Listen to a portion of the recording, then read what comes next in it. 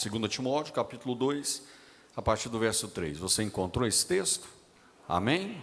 Diz assim: isso é bom e agradável diante de Deus, nosso Salvador, o qual deseja que todos os homens sejam salvos e cheguem ao pleno conhecimento da verdade. Porquanto há um só Deus e um só mediador entre Deus e os homens, Cristo Jesus, o homem, o qual a si mesmo se deu em resgate por todos, testemunho que se deve prestar em tempos oportunos. Para isso fui designado pregador e apóstolo, mestre dos gentios, na fé e na verdade. Meus irmãos, Timóteo, Paulo se refere a ele como o seu amado filho na fé. Timóteo é um jovem que Paulo encontrou em uma das suas viagens missionárias, que posteriormente Paulo leva consigo através das suas viagens missionárias. Timóteo, ele nasceu em uma família que tinha um pai grego e uma mãe judia. Paulo faz alusão à fé pura e sincera que ele encontrou e ele pôde enxergar na mãe e na avó de Timóteo, a irmã Eunice e a irmã Lloyd. E Paulo diz que ele enxergava e sabia que essa fé sincera, essa fé verdadeira, ele encontrava ela também em Timóteo. Posteriormente, quando Paulo escreve essas cartas a Timóteo, a primeira e a segunda epístola a Timóteo, ele era pastor da igreja em Éfeso. A última carta que Paulo escreve é justamente a segunda carta a Timóteo. Pouco tempo antes do seu martírio em Roma, pouco tempo antes de Paulo ser decapitado em Roma. Se você olhar para essas cartas, e elas são conhecidas como epístolas pastorais, 1ª, 2ª Timóteo e Tito, porque foram cartas que Paulo escreve a homens que estavam pastoreando igrejas, né? Timóteo em Éfeso e Tito em Chipre, né? Ela tem um cunho pastoral, ela tem um cunho ministerial, tanto que é nas cartas que Paulo escreve a Timóteo e Tito que você consegue enxergar todos os requisitos de uma forma muito bem detalhada, tá? Que precisam ser observados na vida de quem é um obreiro, de quem é um ministro, de quem é um pastor. Se você ler o capítulo 3 da carta de Paulo a Timóteo, você vai ver ali que Paulo, ele menciona todas as qualificativas que um presbítero, que um pastor deve ter, que um diácono deve ter, não é? Tem esse cunho dessa orientação. Mas no texto que nós lemos, olha, Paulo fala a Timóteo uma coisa muito importante.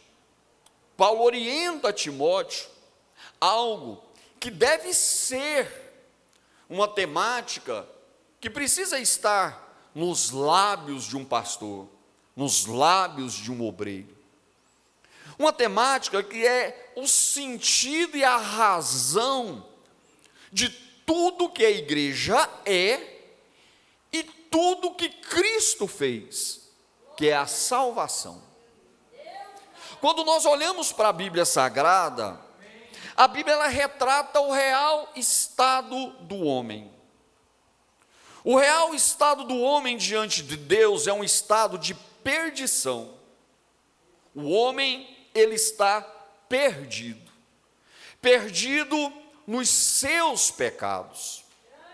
Perdido na sua vã e vil maneira de viver. Perdido dentro dos seus próprios conceitos de justiça. Porque uma coisa muito interessante é porque o ser humano, ele tende, e é comum ao ser humano traçar os seus próprios conceitos de justiça. Quando nós traçamos o nosso próprio conceito de justiça, nós não nos enxergamos diante de Deus como Ele é, como nós somos, melhor dizendo. Nós sempre olhamos para os nossos erros, para os nossos pecados, e nós sempre os classificamos, não, isso assim não é tão mal, isso assim não é tão ruim, Nós sempre usamos parâmetros daqueles que são piores do que nós, para aliviar nossa consciência, para acalmar o nosso coração, diante da acusação dos nossos erros e dos nossos pecados. Eu fiz isso, mas o fulano, é muito pior do que eu. Ele precisava até ser melhor, mas ele é pior. Eu não estou tão mal, como talvez aparenta. Tem gente pior. E a gente não consegue perceber, e às vezes nem consegue entender o que é o pecado. Qual é a condenação real do pecado? Nós conseguimos sempre, e eu sempre digo isso, pela consequência social, nós esquecemos, ou nós tentamos abafar, certo? Um outro aspecto do pecado, que é o seu potencial condenatório. Existem pecados que é lógico que a consequência social dele, ela é muito maior. Por quê? Porque ele agride o próximo, ele fere a sociedade, ele de alguma forma, ele se torna socialmente pior. Isso é fato, é verdade. Não dá para comparar uma mentira com um homicídio, não é verdade? Não dá para comparar, um assassinato com um olhar concupiscencioso. Eu falo em consequência social, tá certo? Mas deixa eu dizer uma coisa, no poder condenatório, isso não é igual, tá? No poder condenatório, tanto um olhar concupiscencioso como uma mentira vai lançar a alma do homem no inferno, como um assassinato, como um homicídio, como um furto, ou como qualquer outro pecado. Esse é o grande problema do pecado. O pecado ele tem uma recompensa, o pecado ele tem uma paga, que Paulo chamou de salário, tá? O salário do pecado é a morte, é a condenação eterna, não é? Essa é a realidade. Você está entendendo? Eu acho tão interessante o termo usado pelo texto bíblico em Romanos, salário. Salário é pago a quem trabalha, salário é pago a quem faz, salário é direito. Você está entendendo? Clóvis, salário é direito. Salário é aquilo que você tem direito pelo trabalho que você prestou, por aquilo que você fez. Aí quando Paulo vai falar sobre a paga do pecado, ele diz, o salário do pecado é a morte. O que Paulo estava dizendo? Olha, o que eu mereço porque eu pequei, o que eu mereço por causa da minha obra, o que eu mereço por causa do que eu fiz, é uma morte. E quando a Bíblia fala de morte como salário do pecado, a Bíblia não está limitando-se apenas a dizer que o salário do pecado é a morte física. Não, a Bíblia está se referindo a uma morte espiritual, certo? O que é morte física? É morrer, como a gente conhece, é o final da existência nossa terrena, tá bom? É a deterioração desse corpo, é o acabar dos sinais vitais, da atividade cerebral, da atividade cardíaca, da atividade respiratória. Isso é morte física. Agora, morte espiritual, que a Bíblia chama de segunda morte, é a morte que se refere à separação eterna de Deus, é a condenação ao inferno, é uma eternidade sem Deus. O homem, a vida vida dele não acaba aqui. O homem, a vida dele não termina quando ele é colocado dentro de uma sepultura, joga a terra, os familiares choram e vem embora para casa. Existe uma vida após a morte, existe uma eternidade depois que isso aqui acabar, certo? Esses dias eu li uma frase muito interessante, certo? Alguém dizendo o seguinte: olha, para aqueles que amam a Deus e o servem com sinceridade, em obediência à sua palavra, essa existência terrena é o inferno que lhe espera. Agora, para aqueles que não servem a Deus e que não servem Ele com sinceridade e que não observam a palavra, o único céu que eles terão será as larguras e as existências da vida terrena. Sabe, para aqueles que servem a Deus e para aqueles que creem nessa proposta de salvação, olha, a dor, o sofrimento que nós temos nessa vida é que pode-se dizer que é o nosso inferno, porque na eternidade nós teremos um céu de glória com Deus. Ao contrário, aqueles que assim não vivem, pode ter certeza, o melhor que ele terá será essa existência terrena com as suas dores e dificuldades. Isso aqui será o céu, porque a eternidade será um inferno sem Deus. E a consequência do pecado, ela alcançou todos os homens, porque todos nós pecamos. O pecado condena todo homem ao inferno, desde Adão até o último homem. O pecado alcançou todos e alcança todos que pecam. E Deus, na manifestação da sua justiça, Ele não teria e Ele não tem outra escolha senão condenar o homem ao inferno. Nisso Deus não é injusto, nisso Deus não é desamoroso, nisso apenas há a prática e a manifestação da justiça de Deus.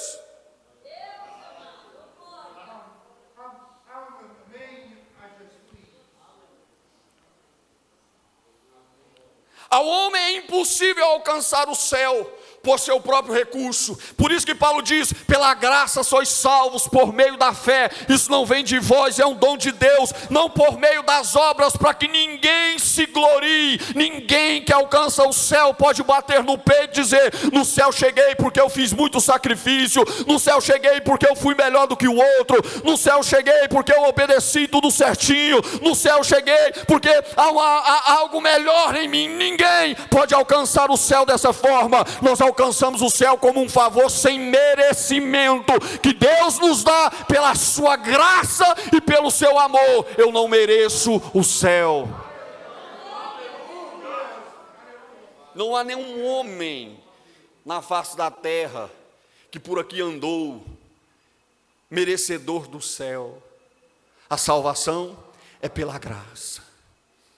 E Deus, sabendo disso, Deus arquiteta o plano, certo? Tem um hino muito bonito que chama o plano perfeito, certo? Deus arquiteta a coisa mais incrível, especial, maravilhosa, tá bom? E sabe quando Deus arquiteta isso? A Bíblia diz que desde antes da fundação do mundo, tá? Porque a Bíblia diz que Jesus foi o Cordeiro de Deus, morto antes da fundação do mundo.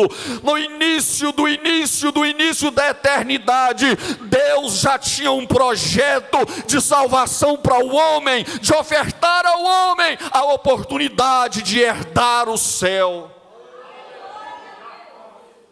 E Deus, Ele é o autor, Ele desenvolve e Ele é quem opera a salvação. E tudo isso Ele operou por meio de Cristo. E Paulo, escrevendo a Timóteo, ele mostra que isso deveria estar nos lábios dele, deveria ser a sua mensagem pastoral. Qual? A mensagem da salvação, o propósito de Deus que salva. Eu acho tão interessante, se você ler na Bíblia Atos dos Apóstolos, tá bom? Ali depois do dia de Pentecostes, onde nasce a igreja, se você olhar a primeira mensagem que é pregada por Pedro, naquela festa, onde Jerusalém estava cheia de gente, depois da descida do Espírito Santo, você vai ver que Pedro, ele não pregou cura, Pedro, ele não pregou que Jesus dava aquilo ou aquilo outro, que Deus não fazia aquilo ou aquilo outro. Pedro, ele prega uma mensagem do Deus que salva, do Cristo que havia morrido para ofertar ao homem aquilo que ele não conquistaria com todos os recursos dessa terra, ofertar ao homem a salvação. Por isso que ele diz: diz: não há outro nome dado aos homens embaixo do céu pelo qual importa que sejamos salvos. Pedro prega isso no dia de Pentecostes em Jerusalém. E Paulo escreve a Timóteo: Timóteo, sabe qual é a vontade de Deus? É que todos os homens sejam salvos. O desejo do coração de Deus é que todos alcancem a salvação, que todos desfrutem desse benefício. Timóteo diz que isso é bom, é agradável a Deus. Você quer ver qual é o desejo primaz de Deus para a vida do homem, para a sua vida? É a sua salvação. Deus trabalha para que a gente seja salvo. Esse é o desejo de Deus. Antes de você prosperar em qualquer área da sua vida, antes de você adquirir dinheiro, adquirir conhecimento, adquirir fama, adquirir riqueza ou qualquer outra coisa, a vontade primaz de Deus para a sua vida é que você alcance o céu de glória, que você escape da condenação dos seus pecados, que você alcance todas as benesses e as riquezas indizíveis que Deus tem proporcionado e reservado, aleluia, para aqueles que um dia herdarem a salvação. Essa é a vontade de Deus, esse Deus de amor. E não é difícil de entender isso. Se você olhar e perguntar: olha, o que Deus quer para mim? Deus quer que você seja salvo, Deus quer te levar para o céu, Deus quer te levar para uma eternidade com Ele. Isso é o que Deus quer, a vontade primaz de Deus para todo ser humano. Por isso Paulo escreve isso a Timóteo: é bom, aceitável ou agradável diante de Deus, o nosso Salvador, o qual deseja que todos os homens sejam salvos e que cheguem ao pleno conhecimento da verdade. Deixa eu te falar uma coisa: a verdade de Deus precisa ser conhecida na sua plenitude. Não dá para conhecer a verdade desse Deus que salva pela metade. Não dá para conhecer a verdade desse Deus que salva aos pedaços. Não, o que Deus quer é que você conheça plenamente a verdade da salvação. O que Deus espera é que você conheça plenamente, certo? Na sua abrangência total, a vontade dele, o propósito dele para a salvação. Sabe qual é o problema? O problema é que tem muita doutrina, o problema é que tem muita meia-verdade por aí a respeito da salvação. Tem muita gente massageando o ego das pessoas, não, dizendo: você pode ser feliz, viver do jeito que você quer. Deus é um Deus de amor que vai te salvar. Deus é um Deus de amor, mas deixa eu dizer uma coisa para você: Ele não irá me salvar se eu viver como eu quero. Essa é a grande verdade. Deus é um Deus de justiça, sim. Ele não me salvará se a minha vida for como eu quero. Quem quer herdar a salvação precisa conhecer plenamente a verdade, plenamente o propósito, plenamente, olha, o plano de Deus, a vontade de Deus para a sua vida, certo? Eu volto a Pedro na mensagem que ele prega no dia de Pentecostes, em Atos 3: arrependei-vos, convertei-vos, para que sejam perdoados os vossos pecados. A salvação e a verdade de Deus é que eu preciso me arrepender. Eu preciso olhar para a minha vida e reconhecer que eu estou andando errado. Eu preciso olhar para a minha vida e entender que eu preciso mudar. Eu preciso olhar para a minha boca e ver que eu tenho mentido e eu preciso mudar. Eu preciso olhar para o meu coração e ver que ele tem sido duro, não tem amado, não tem perdoado, tem sido cruel às vezes, tem sido rancoroso e querer mudar. Eu preciso entender que eu estou trilhando caminhos que não é aqueles que Deus quer, e eu preciso me arrepender, e eu preciso mudar. E Pedro diz: arrependimento, arrependei-vos. Arrependimento, o céu é lugar de homens e mulheres arrependidos dos seus pecados. O céu é lugar de homens e de mulheres que reconheceram a sua maldade, a sua malignidade, o seu terrível pecado e se arrependeram de verdade para alcançar o perdão de Deus. Perdão eu não alcanço comprando. A igreja no passado vendeu o perdão. Vendiam documentos que o cara podia, você comprou, assinou, você podia fazer o que você quisesse, você já estava perdoado. Se a grana fosse maior, certo? Você pegava um documento e já te perdoava os pecados futuros para o resto da vida. Mas o perdão dos pecados o homem não compra com dinheiro. O perdão dos pecados o homem não paga com prata, não paga com ouro, não paga, pastor Agenor, com pedras preciosas. O perdão dos seus pecados o homem não recebe ele sendo amigo do pastor, o homem não recebe ele sendo amigo do rabino, o homem não recebe ele sendo amigo do ayatolá, sendo amigo do padre, sendo amigo, certo, do governador, do presidente, ou de qualquer outra pessoa na face da terra. O perdão dos pecados o homem só recebe ele quando ele se arrepende de verdade, certo? E eu falo que é por isso que a salvação é algo extraordinário, porque quem consegue, Marquinhos, medir, certo, e delimitar o verdadeiro arrependimento no coração de um homem, não sou eu, é Deus. Deus sabe quem se arrependeu de verdade. Tem gente que se arrepende pela conveniência, tem gente que se arrepende para se acomodar numa situação, tem gente que tem um arrependimento falso, tem gente que se arrepende só olha para dar um espetáculo, tem gente que pede perdão para os outros e gosta de fazer um espetáculo, pedir perdão no meio de todo mundo, não é verdade? Não, mas o perdão verdadeiro, ele só vem para aqueles que se arrependem de verdade, para aqueles que se quebrantam, para aqueles que choram, olhem, para aqueles que sentem o peso do seu pecado e se arrependem. E há uma marca do perdão verdadeiro, porque Pedro pega: arrependei-vos. Só que quem se arrepende converte, quem se arrepende muda de vida, porque Pedro diz: arrependei-vos e convertei-vos. A conversão é a marca que você se arrependeu de verdade. Conversão é mudança de atitude. O homem que é arrependido diante de Deus de verdade, Clóvis, ele muda de vida, certo? Se você vivia aí na prostituição, traindo a sua mulher, traindo o seu marido, você arrependeu de verdade, para Deus perdoar esse seu pecado, você vai mudar de vida, você vai sair desse caminho torto. Você estava perdido nas drogas, na cachaça,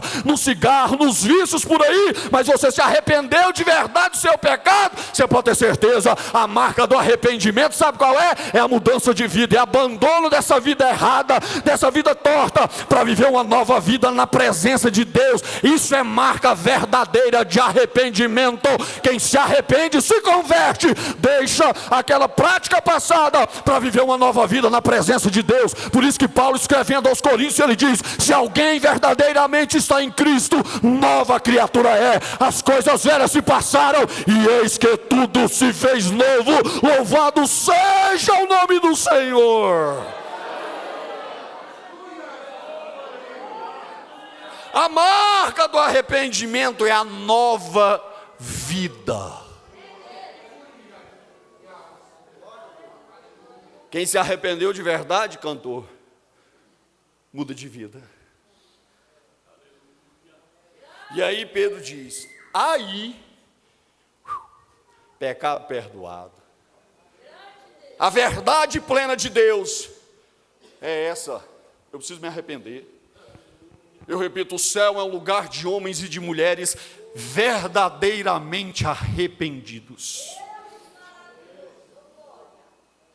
E Paulo prossegue: Timóteo, porque só existe um Deus, só há um, e só há um mediador, um intercessor entre Deus e os homens, a saber, Jesus Cristo, o homem. Se você ler esse texto no capítulo de número 2, Paulo diz assim: olha, antes de tudo, eu exorto vocês que usem a prática de súplicas, de orações, de intercessões, de ação de graças em favor de todos os homens. Aí ele fala: principalmente dos reis e de todos que se acham investidos de autoridade, para que vivamos uma vida tranquila e mansa, com toda piedade e respeito. Deixa eu te falar uma coisa: nós oramos pelos outros, intercedemos pelos outros, fazemos súplicas a Deus em favor dos outros, mas a Bíblia só ensina a fazer isso para quem está vivo. A vida e o destino eterno do homem é decidido enquanto se vive. Por isso que a gente usa aquele ditado assim: enquanto a vida há esperança, depois da morte, acabou. Lucas, no capítulo 16, quando Jesus conta a história de Lázaro e o rico, Jesus diz que Lázaro vivia à porta de um homem rico, e a Bíblia diz que ele desejava, ele não comia, ele tinha vontade de comer da migalha que caía da mesa daquele homem rico. A Bíblia diz que Lázaro tinha suas feridas e os cães as lambiam. E a Bíblia diz que os dois morrem, Lázaro e o homem. O problema dele não era ser rico. Tem gente que faz apologia à pobreza, né? O problema não é ser rico, irmão, o problema é o amor ao dinheiro. O problema não era aquele homem ser rico, o problema era ele não temer a Deus. O problema não era aquele homem ser rico, o problema era aquele homem ver na porta dele um mendigo que desejava comer migalha e nunca dá migalha, nem migalha para ele comer. E a Bíblia diz que aquele homem foi levado para o inferno e Lázaro foi levado para o seio de Abraão. Mas a Bíblia diz que aquele homem dizia para o pai Abraão, que é um símbolo da pessoa de Deus nessa narrativa. Isso não é uma parábola, essa história é um fato real. Um estudo por mais elementar que você faça a respeito do que é uma parábola, você vai ver que esse texto ele tem uma série de detalhes que não se encaixam em parábolas. E ele diz: Senhor, queria pedir uma coisa para o Senhor, eu tenho minha família lá, permita que Lázaro volte lá e avise eles para que eles não venham para cá. Deixa que Lázaro molhe o dedo na água e pingue na minha boca para me aliviar desse sofrimento. E Deus diz: olha, infelizmente não é possível. Há posto um grande abismo entre você e ele, é intransponível. Deixa ele voltar para falar com a minha família, porque eu tenho irmãos, eu não quero que eles venham para cá. E aí, sabe o que Deus disse àquele rapaz? Disse: olha, infelizmente também não é possível. Para isso, lá, seus irmãos têm a lei, ele tem os profetas. Se eles não quiserem vir para cá, que eles ouçam os profetas e que eles observem a lei de Deus que os adverte. O único intercessor do homem diante de Deus. E é tão interessante essa característica intercessória aqui. É a característica intercessória do sumo sacerdote. Aquele que chegava. O que o sumo sacerdote fazia na antiga lei? Certo? O homem não chegava lá perto de Deus. Tá certo? Apesar de hoje nós temos um vivo caminho para nos dirigirmos a Ele as nossas orações. Mas a expiação do pecado, sabe o que quem fazia isso? Era só sacerdote. Então quando a Bíblia apresenta que Jesus é o único mediador entre Deus e os homens, a Bíblia está dizendo o seguinte: não é que eu não posso orar e falar com Deus, não é que eu não posso sentir a presença de Deus, não é que eu não posso desfrutar da presença de Deus, não é esse aspecto. O aspecto que a Bíblia aborda aqui é o aspecto expiatório, intercessório, no que diz respeito a transgressões e pecado. Na antiga aliança, eu pegava um bezerro, eu pegava um cordeiro, eu pegava uma pomba, levava para o sacerdote, ele matava, pegava aquele sangue, parte daquele sangue, aspergia sobre mim, jogava sobre o altar, queimava e apresentava diante de Deus com o sangue daquele animal, certo? Agora hoje, eu não preciso matar bode, eu não preciso matar carneiro, eu não preciso matar pombinha, bezerro, nem nada. Ao sangue do Cordeiro de Deus, que é o sangue de Jesus, por causa do pecado do pastor Diogo, que lança ele no inferno, eu tenho um intercessor no céu, o único que pode, o único que é suficiente. Sabe por quê? Porque foi ele quem morreu por mim, foi ele que deu a vida por você, foi ele que perdeu a vida lá na cruz do Calvário, e o sangue dele nos purifica de todo o pecado. O que significa? É só Jesus que chega diante de Deus com as marcas do seu sangue e diz: perdoe, Pai. Ele arrependeu. O sangue que cobre, que paga, certo? A dívida dele, ele está aqui, fui eu que derramei. Só eu posso interceder, só Jesus pode interceder por mim, só Jesus pode interceder por você, porque foi só Ele que morreu para perdoar o meu e o seu pecado.